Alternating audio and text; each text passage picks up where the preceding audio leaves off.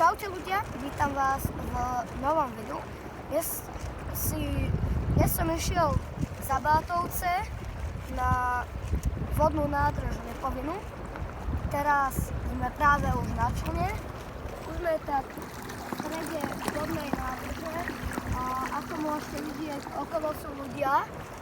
A keď ma náhodou nebudete počuť, tak môžem aj kľudne kričať, ale to radšej nebudem.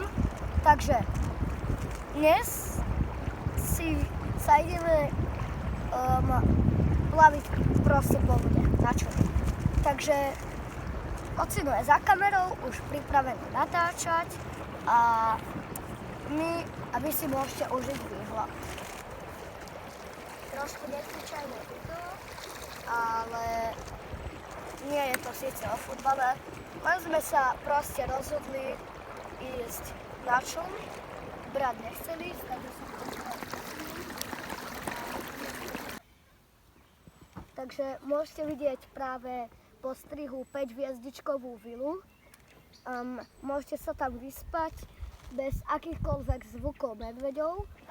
A toto bol iba taký strih, pretože sme si všimli, že proste je tu takáto krásna 5-hviezdičková vila.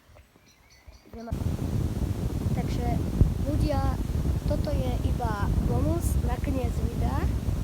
A chcem vám iba povedať, prečo Dávid Futbal vydávaš tak málo videí. Je to preto, pretože to video treba naplánovať, potom ešte rozstriať, potom ešte určiť názov videa a ešte to dať na YouTube. To ešte viete, ako dlho trvá. Preto vydávam tak málo videí. Takže nesťažujte sa, prosím vás, hej. A ja sa s vami asi lúčim.